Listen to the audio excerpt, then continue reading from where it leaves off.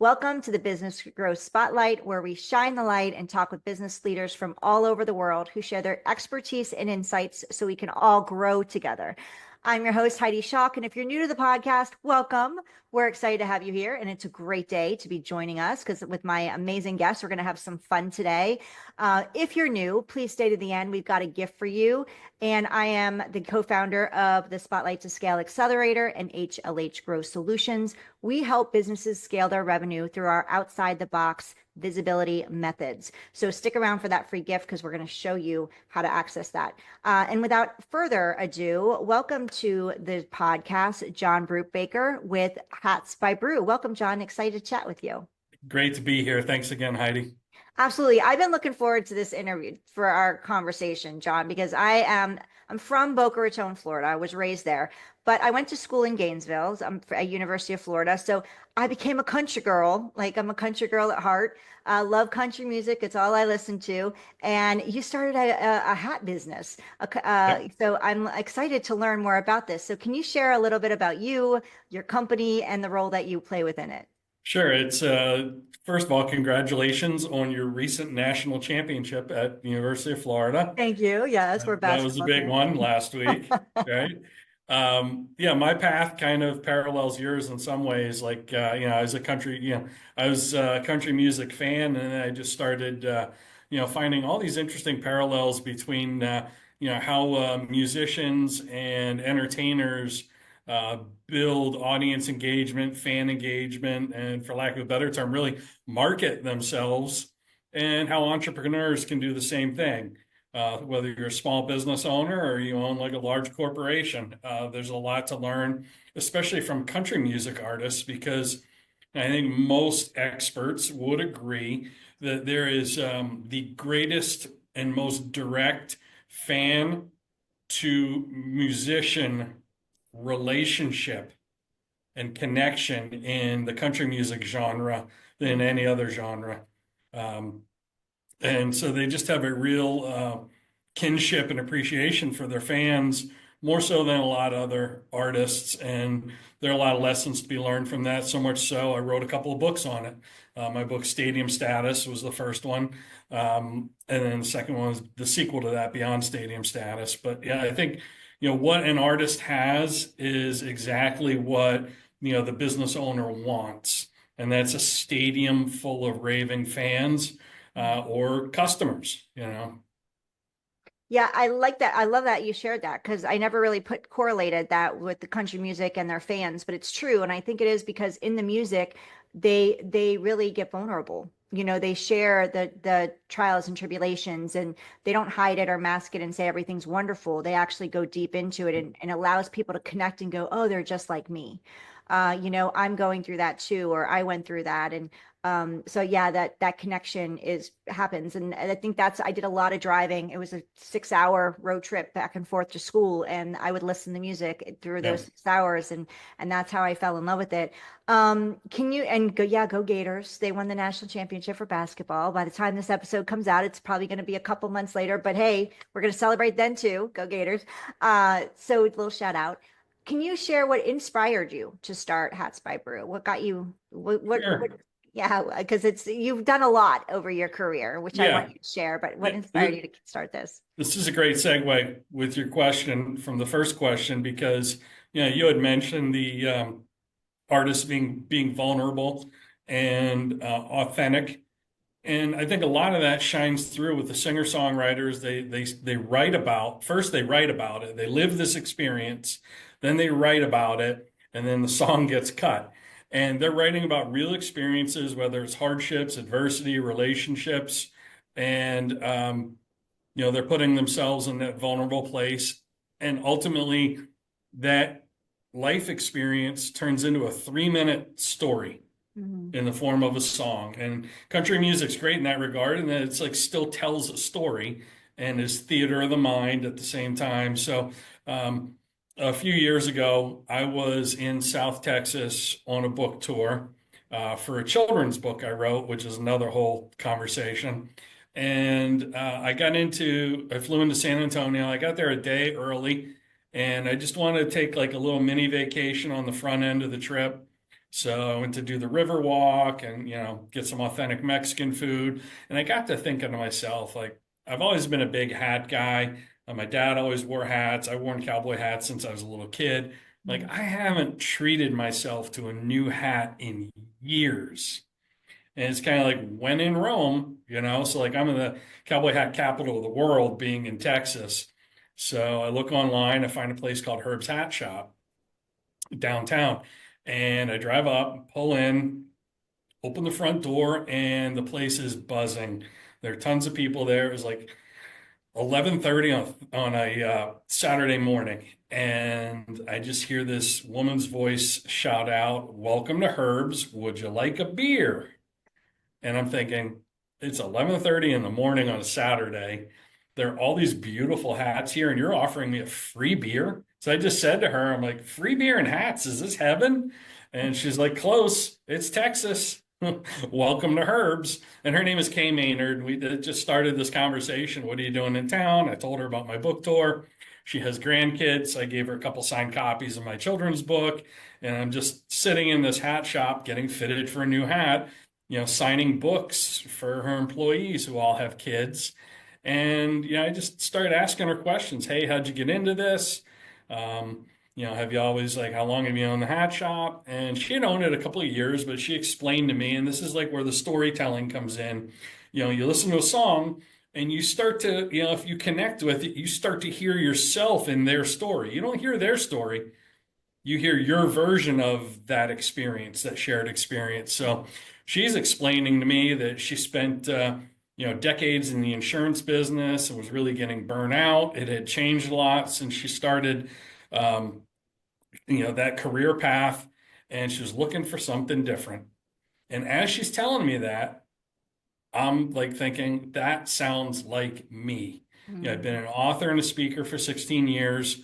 COVID was not kind to our industry at all because the conventions and conferences literally completely went away and they never fully came back. And she explained to me, one of her friends and his wife came over to dinner one night with her and her husband, and the guy's a business broker. And he's like, hey, I know you said you're looking for something different, something new. Herb's Hat Shop is for sale. The family, it's a third generation hat shop. The family just doesn't, want to run the business anymore. You should buy it. You'd be great at that. She's like, I don't know anything about hats. I don't know anything. I don't know how to own a business. And he's like, if you can figure out insurance, you can figure this out. You're smart. So that just kind of stuck with me, and seeing how happy people were who enjoyed working there and really like seemed to love her. And then every customer that walked in walked out with a smile. And it Mhm. wasn't because, they had a bunch of beer, it was because they got a beautiful hat that made them happy. And I think hats equal happiness. Mhm. So fast forward 2 years later, I'm still thinking about that conversation I had with her. She and her husband Brian have become friends of mine. We've kept in touch. And 2 years later, I called her up. I said, "Hey, thinking about doing what you're doing, and I was wondering if you could walk me through like what I need to know." And that's really what started this journey. And she put me in touch with, the right people to get trained by. And she's been an informal mentor, but it all started with what I think is just, I don't think there are any coincidences. I think it's God's way of remaining anonymous. Mhm. So I think like of all the places I could have walked into in San Antonio, Texas, and bought a hat, there was a reason I ended up there. Yeah, absolutely. Everything happens for a reason. We may not know what it is in that moment, right? Hindsight's 2020. We can always connect the dots looking backwards. We can't connect them looking forward. We just got to trust that they're going to connect. And Exactly. that's fantastic. And that memory just kept looming, like staying Yep. with you, like this conversation, and you grew a friendship. And kudos to her for being willing to share with you all her secrets, right? And walk you Exactly. through the process too, which is super helpful to have someone that's going to share with you what works. So that helps you avoid the things that don't work as much as starting this from scratch.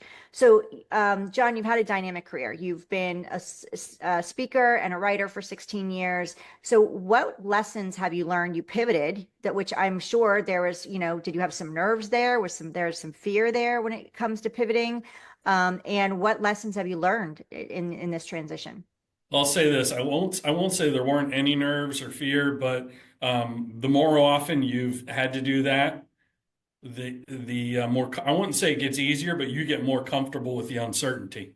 Mm, So for someone out there listening who's thinking about, pivoting or rebranding for the first time, yeah, it's supposed to be difficult and it's supposed to be uncomfortable, but it doesn't get easier. You get more comfortable with the uncertainty.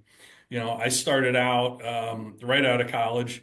I spent 12 years as a college lacrosse coach mm, when I got out of school. I got fired on my birthday for not winning a national championship, and that was my first pivot. I went into broadcasting. I hosted an evening drive sports talk show for ESPN Radio in the Carolinas mm. and sold sponsorships to my show and advertising. And that was my dipping my toe in entrepreneurship for the first time because, when you work in sales, you're really self-employed, even if you work for a company. Mm. So that was my first pivot. And then when that station got sold and I moved, I had to pivot again. And I went from ESPN to working in North Carolina down there to working for Fox Sports back home here in Maine. And that station got sold. And I felt like the universe is sending me signs. I'd been through three radio station sales in almost as many years. Wow. And there's a lot of instability in media. I think we all know that. Mm. I just thought to myself, this is the universe sending me a sign that I need to be able to control my own destiny better. And that's when I became self-employed, started, an LLC, began writing, going out and speaking on what I was writing about. One book turned into 16 books now, Wow. and that's been the last 16 years. And, I think, every year you have to look at what's working and what isn't. And most people have already undergone elements of pivoting. Mhm. They just don't call it that. They haven't attached that label to it, but it's what they've done. So I think they don't give themselves enough credit when they think they're making some, big sweeping change just because they're changing companies or changing jobs. They've already made those changes. It just didn't necessarily have that exact label attached to it. Yeah, I'm glad we're talking about pivoting because we pivoted a lot. When I first moved through a divorce, I needed to figure out a way to make money Well, for that's a both pivot kids in and and of me. itself, isn't it? That's a pivot. Yeah. Yeah, it's a pivot. I was a stay-at-home mom. Now I got to figure it out. Worked two jobs as I was building coaching business. I didn't coach in business strategy when I started off. It was actually in health and wellness, and then I moved through goal setting and evolved. I think, and it's important for entrepreneurs to know that as your customers and clients evolve, your business may evolve. That's how mine evolved. As you grow and evolve personally, or circumstances change, your business or what you want to do in life, whether you're working for someone or decide you want to go in business or either change careers, could evolve. So being open, just like you said, being comfortable with getting uncomfortable is really an important skill to get used to and get good at, because the more you can get comfortable with getting uncomfortable, like you said, it's not necessarily easy, but it becomes easier to make those Exactly. pivots and know that in order for you to grow, many times these pivots are necessary. We've just recently pivoted because we were in the coaching space with our clients and realized there's a gap. They needed help with visibility and they didn't know how to do it. We could tell them how to do it, but a lot of them still had struggled with the tech. So now we have outside the box visibility strategies that we actually do for clients. So we're more of a done for you growth partner. And it's been the most amazing pivot. And if you would have asked me, told me 8 years ago I'd be doing this, I would have told you were crazy because I Well, didn't know anything about it. The cool Yeah. thing, Heidi, I wanted to interrupt you on purpose is everything you just described, and this is why I really respect and admire you, is every step of the way with your clients, you're walking your talk, doing the exact same thing or having done the exact same thing. So it's coming from a place of experience and relatability, and you can be that guide for them. Yeah, And that's absolutely. uncommon in our industry. In the coaching profession, that's uncommon. Exactly. It's true, true. And you have a business too, which with coaching. So if you want to learn more about him with John with that, we'll have his links in here. We're talking about hats today, but he also has experience of what he's talking into as well from the coaching space and as a writer and a speaker. So I want to ask you a question when it comes to competition, because we all Sure. have competition, and if you don't have competition, you want to look at why there's no competition, right? It's important to have that. But in such a competitive industry as you are in, how do you differentiate your brand and keep your customer base engaged and loyal? I think, whether it's the Western fashion industry, coaching, you know, any kind of retail, whatever it is, so many places focus simply on the transaction versus A, the relationship, and B, the experience. In most cases, people can get a hat anywhere, but they can't get a relationship and that level of personal experience. So I try and make everything more about the experience. You come to my studio, I've got this big Western saddle stool that you sit on to get fitted, and everybody's spouse loves to take a picture of them, looking ridiculous on the saddle. I'll pour you a drink. I've got a bourbon collection. We've got beer in the fridge. I learned that trick from Mhm. one of my mentors, Kay Maynard. Um, and it starts a conversation. The really interesting people, I'll invite on my podcast. Like if I find you to be a fascinating person, the odds are my audience will find you to be really fascinating and interesting too. So to build just a relationship with these folks, I started a secret Facebook group where my customers, it's invite only, my customers are able to network and do business with and pass referrals to one another on this secret quote secret Facebook group. Not anyone can join, but it's being about more than just selling them a hat. If someone wants some other gift ideas, I've got a Rolodex full of other makers who make like custom hand tooled leather, shirts, any kind of artisan items, whether it's handbags, things like that. Like I just really have always placed a value on relationships because I think your network is your net worth. And I Mhm. know that's an old cliche, but it's incredibly true. Like one of my clients who brought me in for a corporate client appreciation event is someone I've known since I was 15 years old. Wow. And like just the ability to build a relationship and maintain it and offer to be helpful without expecting anything in return. I think just when you're willing to play that long game, it reaps rewards. And you're going to Yeah. see a lot of other transactional businesses come and go because they're not willing to do that. I couldn't agree more with you. And building those relationships is key. Transactional way of doing things is long gone. If you're successful in the transactional space, just like John said, it's going to start weaning. It's just going to start going the other way. You need to build these relationships. And many times it's getting creative, like John's getting creative with the private Facebook group. That's a fantastic idea. Invite your clients in. We're going to be bringing our people. We were talking about it behind the scenes, and I've talked to a few of our guests. We want to create every so often a networking event virtually just for our guests on our podcast. Why not connect all of you together? You never know what businesses Exactly. can be created. And that's just a give back for your time and spending time with us. How can we make this more valuable for you? So I love that you're making, and I love that you're sitting them on a saddle, like really bringing the experience, Yep. making it experiential on top of it. And like you said, it's not just selling them a hat; it's creating these long-term relationships. And you brought up referrals.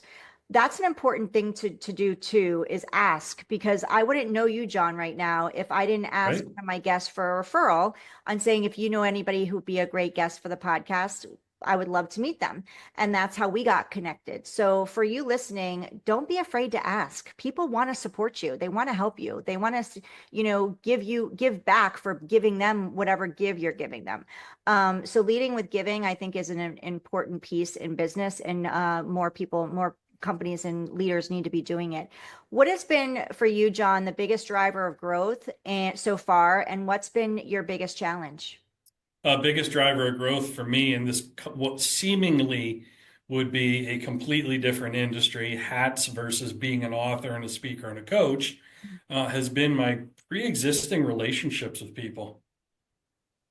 And so, like, I have a lot of, whether it's coaching clients or people who have read my books and are part of sort of that fan base, if you will, who want to get a nice custom hat, and they've reached out and then they help spread the word. I think word of mouth is the most powerful advertising tool anyone has. And if you're so focused on social media that you neglect word of mouth or picking up your phone and asking for a referral, you're doing yourself a disservice because you're at the mercy of an algorithm. Mm-hmm. There's no algorithm that you have to be at the mercy of or pay ransom money to when it comes to word of mouth or asking for a referral. Absolutely. And those Absolutely. have been absolutely number one and number two biggest drivers of my business. And then just simply, being in the marketplace and giving back. We've donated custom hat experiences to a couple nonprofit organizations for their online and offline auctions. And just there's so many things competing for people's attention that you do need to be top of mind and allow people to kind of connect the dots on who you are and what, product or service you have. Yeah, absolutely. So what's been your biggest challenge? My biggest challenge has simply been the fact that there's one of me. Mm, And I have no desire to really scale my business or have employees, but simply being mindful of my time and prioritizing things. I'm super ADD, so I get easily distracted. mhm. I was the kid who was, focused on one thing and then, oh, look, squirrel. Yeah. And that hasn't changed. I'm 54, and that's still as prevalent as it was when I was a youth. So it's just really, being mindful of how I prioritize. Yeah. And I get that challenge because I can easily squirrel out too, with the shiny object syndrome. Question for those who are listening, going, I've considered pivoting. I thought I've pivoted. I feel like I need to do that, but I'm scared about what people are going to think or say. I'm guessing that you've had some naysayers or some shocking people that were shocked about your thought to pivot. What would you say to them who are feeling that way or worried about so that? I think the people who are worried about what other people think is number one, as you get a little older, am I allowed to use foul language on this podcast? Sure. Your give a shit tends to like dissipate, and in some cases just outright break. We all know that crazy old uncle that shows up at Thanksgiving who just says whatever is on his mind. He's just reached an age where he doesn't care what people think about what he says anymore. And I'm looking forward to reaching that point. I'm not quite there yet, but I think it's very freeing. And like I joke around with that, but at the same time, I'm very serious. I think it's freeing, Mm, not worrying about what other people think and what other people say, because that causes paralysis by overanalysis. And you're not being yourself. You're worried about being a a version of yourself that you think would be palatable to others. mhm, And I think that as soon as we can get out of our own head with that and just unapologetically be ourselves, the better off we'll be. And I also think, in part, I'll share this quick story with you, is I recently released a book, and one of my friends was messaging me, "Hey, how's it going?" I said, "Oh, you might really like this new book that I just released. You want me to send you a copy?" And she said to me, "Dude, when are you going to put any of your books on audio?" She's like, "I spend a ton of time in the car. It's much easier for me to just listen to audiobooks and podcasts. You should start a podcast too, John." I'm like, "I've had a podcast for 17 years. Every single one of my books, the day it released in print, it also released on Kindle and audio." mm, So, like, the idea that people are paying, even your friends, the idea that they're paying close attention to what you're doing, for all of us is patently false. right. So your mind thinks, oh, these people or the market or my audience will think this thing of me if I do whatever. Maybe I shouldn't do it. They're not thinking about you. They're too busy thinking about themselves. Mhm. I couldn't agree more. And that was And one of the biggest things that I had when I had fear of being seen is my kids were going private school. I was heavily involved in the school with them as room mom and on co-chair of auction committee, all the things. And I'm getting divorced, which that in itself is like, okay, what are people going to think? sure, And then the second piece is now I have to start, I need to find an income. Who am I to go into coaching, right? They're going to think I'm crazy. I didn't go live in my Facebook profile for years for the fear of what these women yeah, or people would think of me. And then once I started doing it, I had people coming to me going, "Oh my gosh, you're so inspiring. How are you doing it? What have you exactly. been doing all this time?"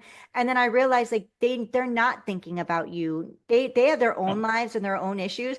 Don't think we're not that special. Like I'm not that exactly. special that these people are thinking about me as much as I think they're thinking about me. And Eh, then when you do actually share it, people are like, "Wow, that's so cool. Can I learn more?" And for the people that don't, or they talk about you, then okay, then that's them. They're not, but if you have dreams and goals, the only one that can make that happen is you. So are we letting someone else run our life and control what we can create in as far as our dreams and goals? Or are we going to take control of it and make it happen?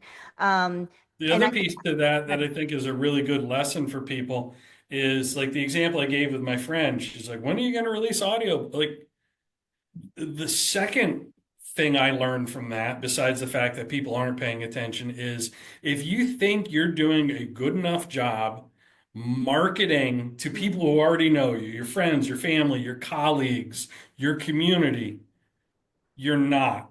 We tend to think like we're over marketing, we're bombarding social media with too much about buy this, or I just released that, or look at this, or look over here, or there, or whatever. We're not doing that enough, if anything, because here I have this person I've known since we were both freshmen in college, like literally 37 years we've known each other, I believe. And she didn't know every single one of my books is available on audio. And yeah. this is someone who follows me on all my social media. She subscribes to my newsletter. We talk regularly. Like, we're all just not messaging enough. People aren't getting fatigue from your message. They're being bombarded with so much other stuff. If anything, they're not getting enough of you. Yeah, and she didn't know you had a podcast that you've had for, you said 17 years. So that's a good test to do. Ask your friends, what do I do? Yeah. Get their feedback, and then you're going to learn really quickly if they really understand what you're doing or not. And even if they do to a certain extent, I guarantee you there's people like John said who don't. And so that you need to be constantly and consistently putting your message out there and sharing with people what you do, so you're top of mind. That's important. So when somebody wants a hat, the friends and family and those people can go, "Oh, you got to go to John." It's an easy yes. And I love that you're getting on podcasts and things like that. Those are other ways to hit new audiences and get your message out there and share. And again, referrals. If I didn't know, if I didn't speak to that one person and have him as a guest, I wouldn't know you, and I wouldn't be able to share you with the world now when it comes to your hats and what you And do. didn't Dan do a great job Dan did a great introducing job. me to you? You should tell that story. That was too funny. Okay, so that's a good point. So Dan is like, I asked for the referral in the email, and he said, "Absolutely, I have this guy I want to introduce you to, and he's done this, this, and this, and of course the normal pivot." What do you say you do? You're a speaker, you're an author, you are Coach, speaker, coach, speaker, author. yeah. Yeah. And he goes, and of course he's just launched a new business, and of course it's the natural progression to custom cowboy hats. So it made me laugh right out loud. It was an open door, and then John responds. And how did you respond, John? Like I looked at that email, I'm like, well, first of all, I'm thinking, thank you, Dan. And then I like Google stalk you and go to your podcast, your website and everything. I'm like, wow, Heidi seems really cool. I would love to be on this podcast. But how do I even respond to that? Like you said, the natural progression in your career would be this. So I'm like, I can't like have a serious buttoned up response to that because it's absurd. So I just said, thanks for like describing me as a modern day Forrest Gump. Yeah, love to talk to you, Heidi. Yeah, and I love that response. And then I responded like, I'd absolutely love to chat with you, make sure this is a fit for you and what your goals are for your business. And maybe this will turn into the Forrest Gump sequel. Like we just kept it Yep. going and rolling, and it was the perfect way to build this relationship. So have fun with it. That's another key point. Like don't take your business so seriously. Yeah. Dan opened that door in a comedic way, and it's gone from there. And I loved how Dan did it. And that's a great way to open the door and get things rolling. Okay, so let's talk about a little more growth. What are some you shared with us what's worked with you for your growth. You shared with us some challenges. What are your goals for 2025, John? My goals for 2025 are number one, I try and like goals are important, but Mhm. I try not to have expectations. Right. Because I think when you expect things, you feel entitled. And I just don't think you should ever allow your expectations to exceed your gratitude. So Love that. I'm trying to approach this from a place of, just focus on the process, having the best product and experience that I can. And growth should be, if you're doing everything else right and you're paying attention to the details, a natural byproduct of that.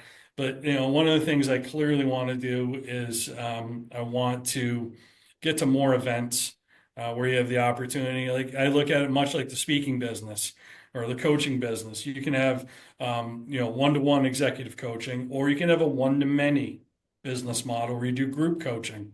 So I Mhm. kind of look at like my ability to set up a booth at, let's say, a music festival versus like simply having one customer walk in my door at my studio.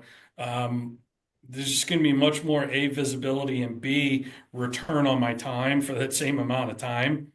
And I just think that, the more people I can get in front of and who can see the process and really kind of want to have that experience, the better off I'll be. So, like, that's really my goal.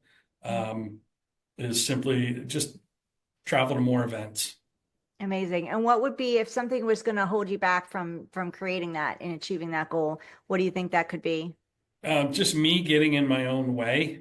Mm. And, like I often, and some of this goes back to the squirrel syndrome or, entrepreneurial ADD. I'll often start too many projects or overcommit to too many things as opposed to like simply really being focused on one thing. And what's nice about the hat business is, and I do focus on Western fashion, cowboy hats, is there are a million different kinds of hats Mhm. as opposed to, trying to be average at creating a lot of different styles. I'm trying to be excellent at doing one thing. So trying to take my own medicine with that for sure, Heidi. Yeah, yeah. So, question, you're doing a lot of different things. You have the coaching business, you have the hats, you're a speaker, Yep. you're a writer, you wear a lot of hats, no pun intended. Um, do you do this alone? Are you for our listeners, are you doing this alone? Is this all you, or do you have a team behind you? What does that look like for support? Yeah, it's all me. I kind of like that, and at Mhm. the same time, I kind of don't.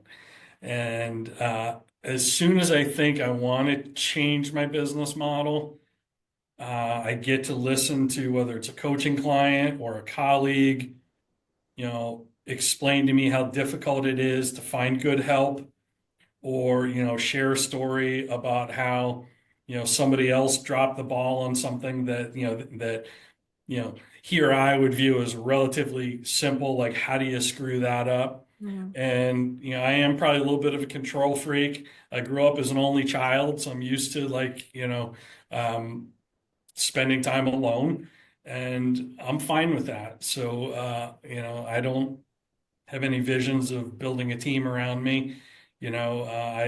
And maybe having someone do my website, but I think it'd be disingenuous and inauthentic of me if I hired somebody to manage my social media, Mhm. because then you're not getting me, and ultimately at the end of the day, you're buying the experience that is uniquely me if you're going to be a customer. So I feel like that would be something I probably should never let go of.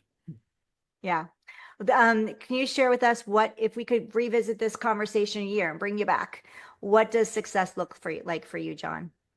Success looks like for me I am having fun, Hmm. and everything is as financially viable and rewarding next year as it was this past year. But I go back to, and I think like attitudes are contagious is yours worth catching. You look at an artist on stage, and there are a lot of like these nostalgia acts that have run out of money and they're coming back and they're just playing their hits. And when you go watch one of these acts in concert, you can tell they're just kind of mailing it in or they're on autopilot. Yeah. And then contrast that with, the artists who sincerely enjoy performing and view each opportunity to get on stage, no matter how big or small, as a privilege. And they want to make sure that they're having fun because if the artist is having fun, that's contagious. There's all this research on emotional contagion. If they're having fun, their audience is going to be having fun, Mhm. and it just changes the vibe in the room. So the biggest thing for me is looking back. You ask me a year from now, "Hey John, you have fun last year?" Like my answer will probably dictate, how financially rewarding my year was. And Yeah. if I was having fun, the odds are everything went really well. Yeah, absolutely. And I love that. And that you're not the first person that I've heard the F word with fun. Yeah. And If I've you're not shared having fun, you're doing it wrong. That's my exactly. theory. When I was working with clients in the coaching space, I used to tell them all the time, you've got to bring fun into your business because this is a long game. It could be long hours when you're building, when you're starting. And if you're not having fun, then go get a job, Yeah. because you want to bring the fun in and you're going to be attracting the people that you want to be attracting. Even if it And doesn't come naturally, you almost have to force yourself right. to be playful and fun. Yeah. And I'm fortunate it comes naturally to me. And anyone that sees, my Instagram will realize that. Like this morning, I got up and I saw a picture of, someone turned a pair of Crocs into cowboy boots and called them Croots as like a collab or a crossover. Oh, And I just decided to post a picture of it. Like the weather's finally warm enough that I can break out my Croots. I love it. Like that's just fun. Does Yeah. it does it have anything directly to do with selling a hat? No, but if I can make you laugh and I can make you smile and I can make your morning a little better, well then mission accomplished. When you think of hats or you think of like, yeah, I want to, hop online and get a smile, maybe you go to my account. And then when you need a hat one day, you call me. Yeah, and that's the thing, leading with serving, leading with giving, leading with value, not always asking for the sale, and leading with fun. I think is people are attracted to energy, and they want to work with people who are happy and especially who have a passion for what they do. And if you're watching us on YouTube, you can definitely see through the video that John has this passion, and I'm sure it's coming over across the airwaves too. If you're listening to us on your favorite podcast platform, he's definitely a fantastic, great guy, fun and very authentic and genuine, which is really important and not something you always see very often. So, John, how can people reach out to you and connect with you? I want to add one thing, if that's okay. Yeah, A year from now, when you ask me that question, I will show you my pair of Croots. I can't I'm wait. going to get a pair of Croc boots. I'm going to put spurs on the back of them. And you know those little, what are they called? Gibbets, those little tchotchkes or things that you can like stick in the holes of your Oh, Crocs and yeah. the toes of your Crocs. Yeah. I'm going to get a pair of bull horns to put on the very front bumper of my Crocs, I so to love it. speak. Can't wait to see those. And I'm not afraid to rock a pair of Croots. I don't see you afraid at all. So you can just go to Hats by Brew. That's hatsbybru.com. That'll take you to my Instagram and everywhere else. And one little tip for everyone who is building business, has a website or whatever, go ahead and misspell my business name when you type that in. You can go to hatsbybrew.com and that'll take you to my actual website. You want to buy the misspelling of your domain name because if someone hears you on a podcast interview and they don't write down the exact spelling, they just spell it like it sounds, you still want them to be able to find you easily. So for like a couple of dollars a year, just buy that domain name of the misspelling of your name or your brand name and redirect it to where people should find you. Great advice, because it's so true. People don't think about that, especially if you have like you use a Z instead of an S. If you can purchase the other one, you need to purchase it because Yeah. people will misspell it. And if there's another company out there doing what you do with the misspelling, then you may want to consider a different domain. Get a Yep. little creative there because you're going to be losing business if that's the easy way for them to find you. And you would think that that's a good point too, John, like Hats by Brew. Yeah, you're good. People are going to spell it BREW. But You it is want to, it's Hats by protecting Brew. your brand. Yes. Also, like Taylor Swift, for example, when all the dot porn, dot adult, dot triple X internet suffixes became available, she went out and bought all of them as it related to like Taylor Swift, dot adult, and all that. Not because she was ever going to do anything with it, but to make sure someone else couldn't do something with it. So it's protecting your real estate, having those domains, and also making it easy for the right people to find you. Yeah, good point. Well, thank you, John, for being with me here today. Is Thank there you. anything that, absolutely, my pleasure. Is there anything that you want to share before we wrap up that I didn't ask you or we didn't talk about, touch on? We just, we talked about so many different things as it relates to pivoting a business. Like you were so thorough. That was perfect. I Oh, loved good. it. And you're Um, going to come on my podcast next, my friend. I can't wait. I'm there. Just let me know the day and time, and I'll be there. Bells You on, got it. whispers on. Fruits. Get you a pair of With my, fruits. my crews. For those of you watching us on YouTube, make sure you please subscribe so you can get notified when we have more amazing guests like John on here today. Please share John with friends, with people that you think he would, could support, that his message would support. Maybe they're looking to pivot, you're looking to pivot. Make sure you share this out with people so they can learn and grow along with us. Share his hats with the world for sure. Any people that are in the market for custom hats, make sure you send them to Hats by Brew. .com. Go check out the website. What's the name of the website again? That's my brew. But not website. Your podcast. Your podcast. Well, What's it's just the Coach Brew podcast. You can find it wherever podcasts are sold for free. Yep. And you can go to the website, hatsbybrew.com, and you can get that, follow him on all the social. Have some fun with John because he's a fun, great guy. If you're listening to us on your favorite podcast platforms such as Apple, Spotify, Amazon, or anywhere else, go check out his books too. And those are all on the website, I'm sure, or he'll direct you to them. But make sure that you like, or actually with the podcast, I'm getting off track here. See, I'm squirreling. Please leave us a review if you're up for it, a 5-star preferably. That helps us share John out in his business with more people. 5, John's putting up a 5. We'd be grateful for it. It helps us support more people in their business growth by the listening to our amazing guests.